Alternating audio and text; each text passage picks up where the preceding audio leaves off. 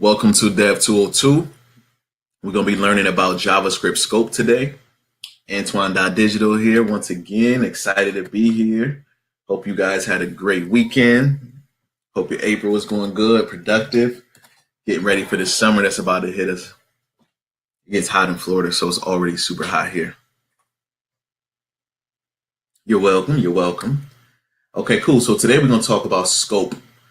Scope in JavaScript is like how visible is a variable? Like where could that variable be used? Especially when we're talking about using functions, you want to make sure like you can use this like one variable, you can use the same name for multiple variables, but you need to make sure that they're contained in a certain scopes, right? So I'll give you an example with this code I have right here from Samantha. Let's say you have something called my image width, right? If there's more than one image on a page and you're going to be getting the width in different functions, you may want to use that same word more than once, my image width, which is fine. It's not a problem with that. The only problem comes in when if this starts conflicting. So what we need to do is we need to make sure we always have our variable scoped, meaning it only belongs to this particular function, because a variable can be local or it can be global.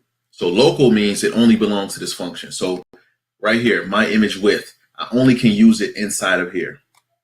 So I'll give you an example. If I go over here and I say var x equals hello, I'm in X, right? And then if I alert X here, I go back over here to the code, I refresh the page, right? This is Samantha's homework. And inside this function called update image size, which is what will be called when I click this button that says update image size, right? It's going to be called at that moment. You should see an alert pop up. There you go. I click the button and it says, hello, I'm an X, right? So that pops up because X has a value. Now watch this. If I go over here and I have a different function, and this is called, I'm just going to call it second function.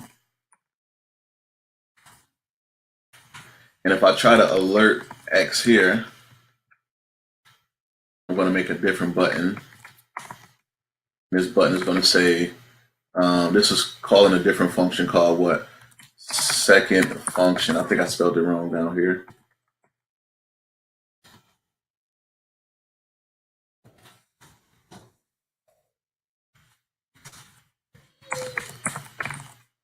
Off section function, okay. So I have two functions. This one, update image size, it does alert hello, I'm at next, right? Now our second function, let's see what happens when I click that. Nothing happens, right? If we go to the console, we should see an error message. If JavaScript is being nice, cool. It says reference error, X is not defined. Right? It says X is not defined. What do you mean X is not defined? X is defined right here, right? But it's really not. So the key thing is this function is local. Excuse me, this variable is local, right? So X is a local variable. Only can be used in this function.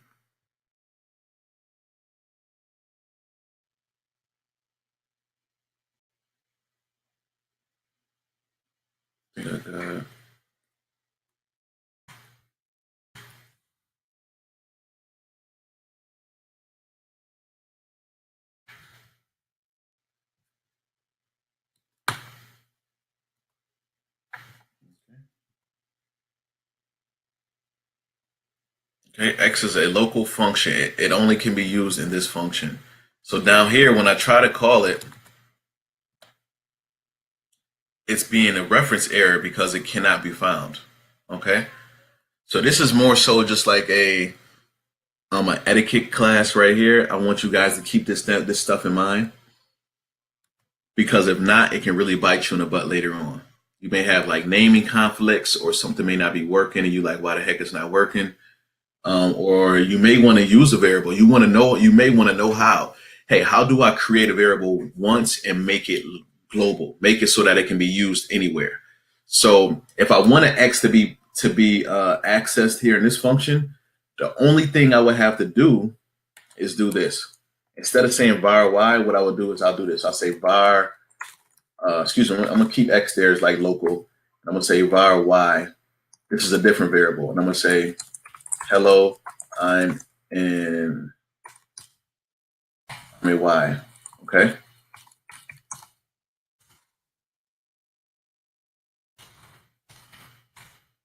So if I want to make this global, only thing I have to do is this: remove the var. So no var keyword means it's a global variable.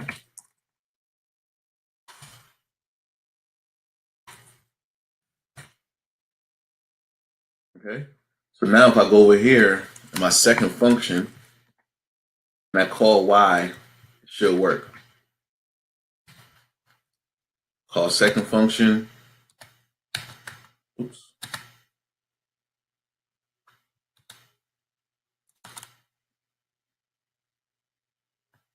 Oh, I need to put it right here.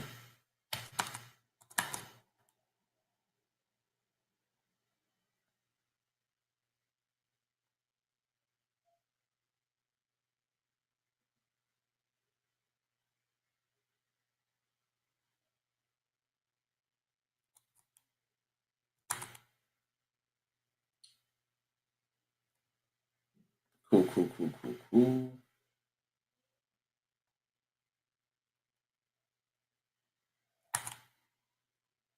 Yeah, I'm doing it right, but it's still saying it's not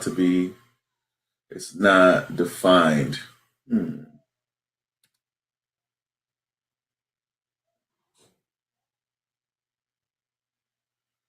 Pretty weird. Let me go over here and check again, make sure I refresh my page.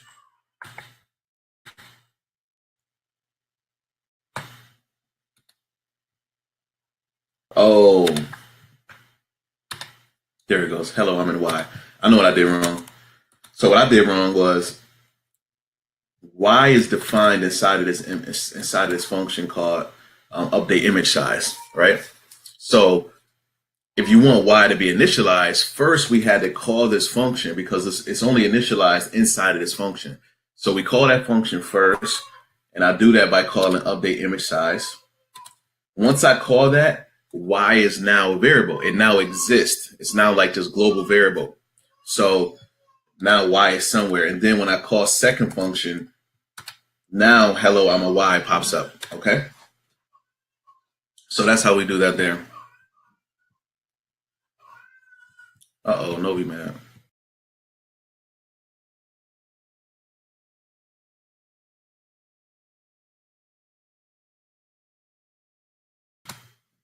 Okay, hope that makes sense. Another way to make a global variable is to do something like this. Just put it totally outside of every function. Just do something like this. Var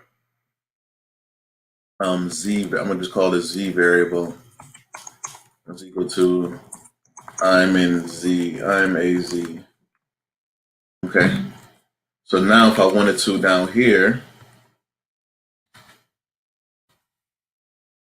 z variable, over here to my code, refresh it, just click call second function, and there you go. I'm a z. Okay. So when you create a variable outside of every function, it can be used everywhere. It can be used everywhere. So you have to be careful, right? You don't want to make a variable right here called var x equals 100 or something like that. And then down here in this function, you change it, right? What's going to be alerted? What's going to be alerted right here?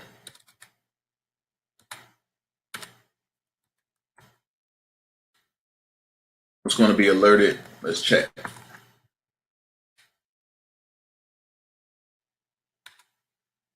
I'm a Z. All right. And then if what's going to be alerted if I do update image size, hello, I'm an X. Even though we said X was equal to 100, by the time it got down here to it, X was actually overwritten.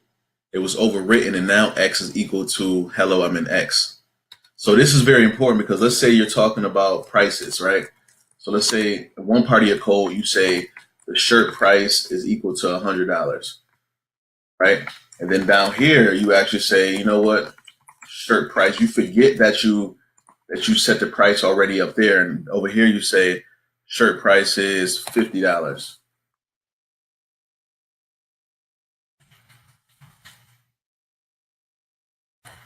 I go over here and refresh it, and I do update image size. It alerts at 50, right? It's saying shirt price is equal to 50 because literally this is the last thing that the browser is seeing. When the browser went through and started reading the code, the last thing it saw was shirt price is equal to 50. Okay, so just be really careful with that. With scopes, it's going to become a big thing as your programs get bigger because you're going to have so much code. You're going to have so much, and you won't be able to see everything at first glance unless you walk through every line. So instead, what you can do is just from the beginning think mindful and say, hey, if I'm only going to declare variables inside of my functions unless it's a variable that I know I'm going to be using over and over again, right? So let's say we are creating a store or something like that. I will put shirt price. I would declare shirt price up here. So you do something like declare all of my global variables. Okay, declare all of my global variables. So you can say what shirt price is. You can say what tax rate is. You can just say like, I'll just put like 0.10. You can say what the thank you message is.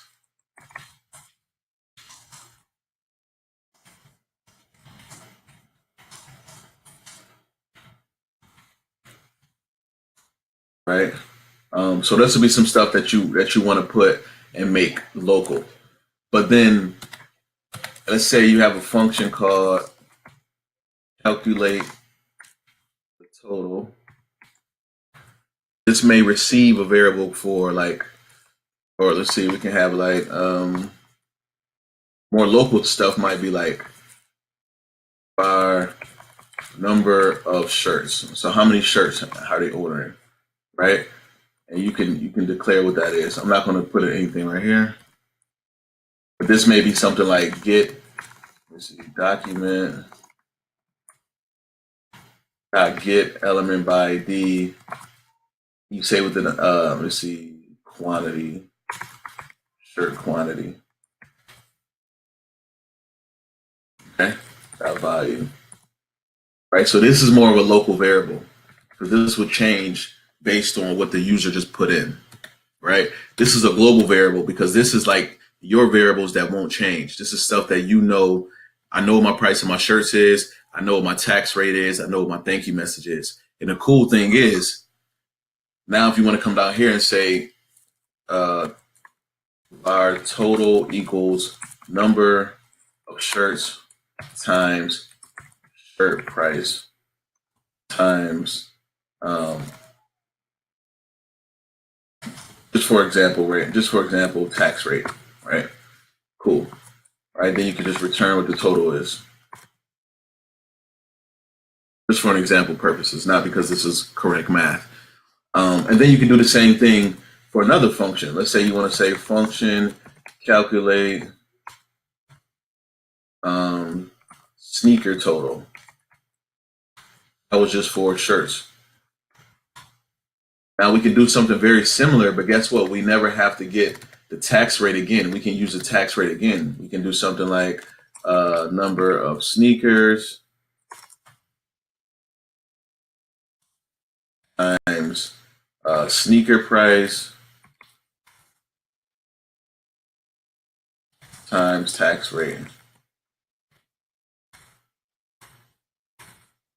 Right? But this is just an example. So now look, tax rate was used in this function and tax rate was used in this function. So it's used in more than one place, but you didn't have to declare it more than once. I can use this thing in 20 different functions, but I only had to declare it one time on this one line.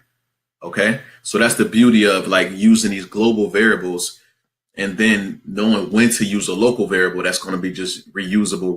Because look right here, and let me finish fleshing this out.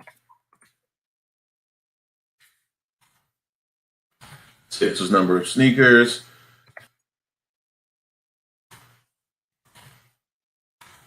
Sneaker quantity, right? And this will be var total equals number of sneakers times sneaker price times tax rate, right? And let's say our sneaker price is right here, $80, whatever.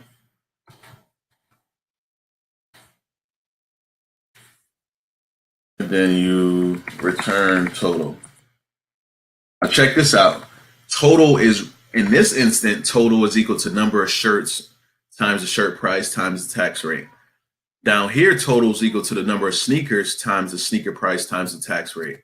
So total can be used in more than one place because it's a local variable. It's only being read here. This total is not going to conflict with this total, right? They're totally separate things.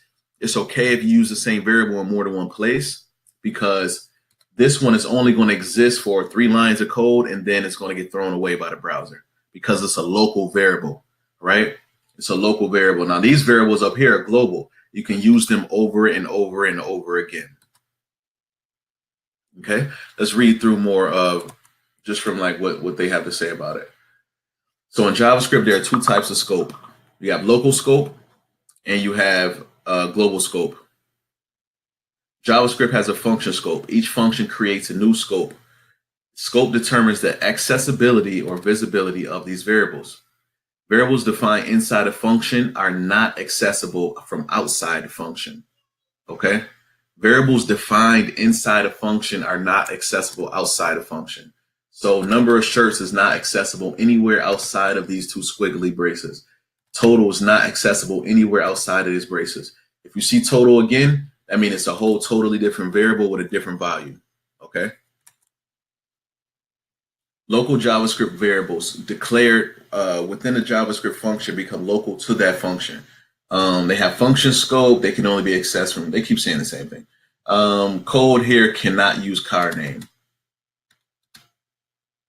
So any code up here above this function cannot use this variable called car name. But everything underneath it in between these brackets can use the word car name. It can use it, okay? Since local variables are only recognized inside their functions, variables with the same name can only be used in different functions. Local variables are created within, so just make sure you get that. Variables with the same name can be used in different functions. That's pretty much what I showed you right here, where total can be used in more than one place. Okay.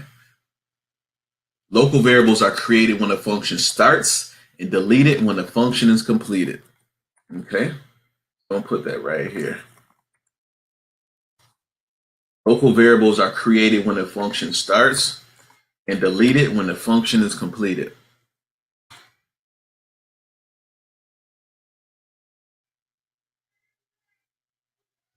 Cool. So global variables, let's talk about global.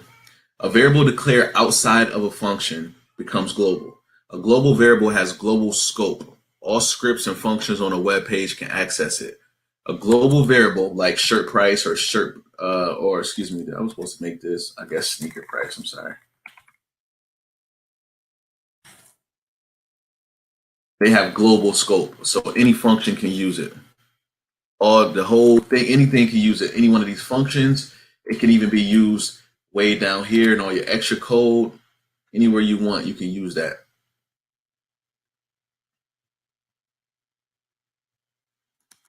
Okay. And JavaScript objects and functions are also variables.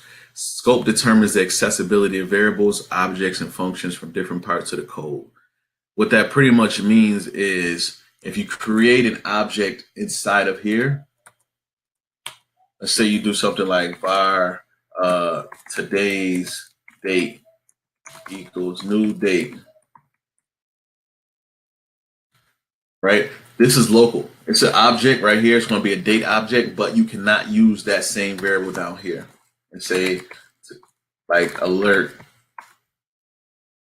today's date. It will not work because it's local only to the function above up here. Okay?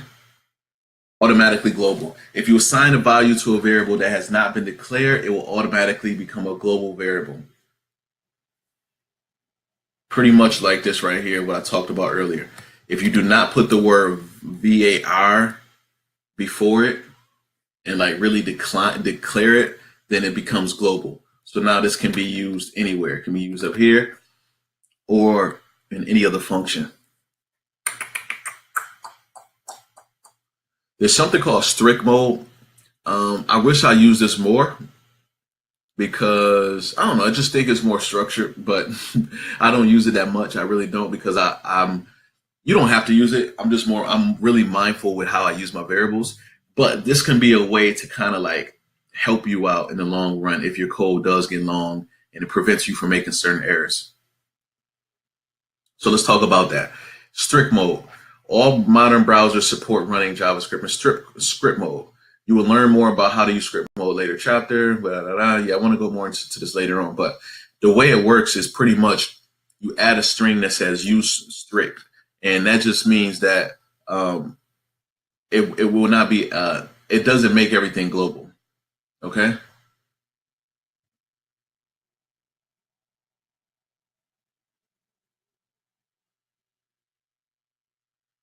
So I'm trying to find something, an example right here.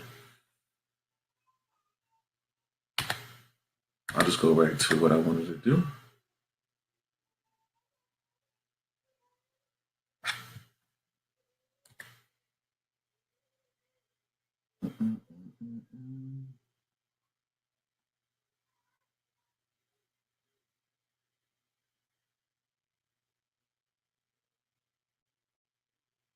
Okay, here we go. My computer is dragging.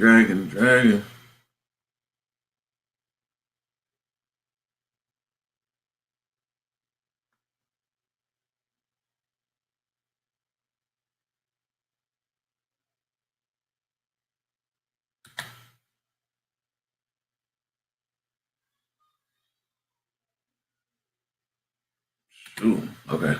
Yeah, so pretty much with strict mode, like you have to declare your variables. That way, it's pretty much making you more structure. I like this because if you're working on a team or you're building something for a client, somebody else is going to get that code later. Strict mode is pretty much there just to keep you in check, keep you in place. So right here, use strict.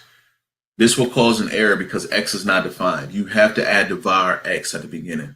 It's not going to let you just loosely create these global variables that can be just used anywhere. Strict mode means you have to declare it. You have to be specific about if it's global or if it's local. All right. So this also will cause an error because Y still is not defined. Okay. Now this right here won't cause an error. And the reason why is because this is outside of a function. So that's a problem. I mean, it's not a problem. This one, on the other hand, is a problem because look, it's inside of a function and it doesn't have the var keyword. So strict mode makes it easier to write secure JavaScript. Strict mode changes previously accepted bad syntax into real errors, which is really cool. So like that's why I said I feel like I'm pretty good with my variables and making sure I know which is global and which are local and when to use each. But like I said, I wish I still use this because this will be like extra help. This will like ensure for like definitely make sure. So the only thing you have to do is you just have to add this right here. It says use strict. That's all you have to do. You type use strict and then your code will automatically it will give you this right here. Excuse me. All right, and then if I look in the console, I'll probably see an error message.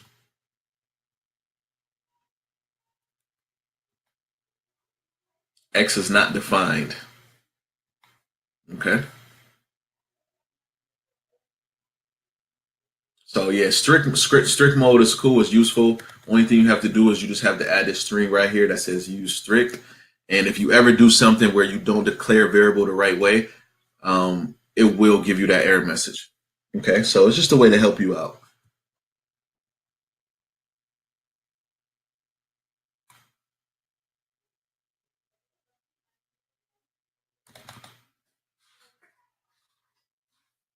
And the cool thing is it helps you get used to other languages like Java, C++, C Sharp,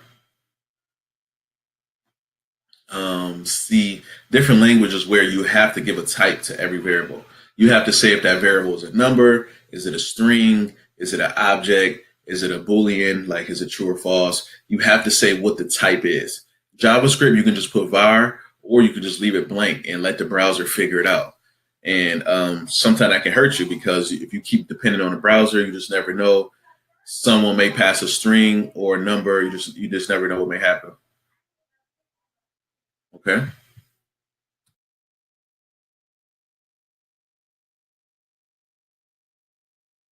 Any questions, guys? Any questions? Any questions?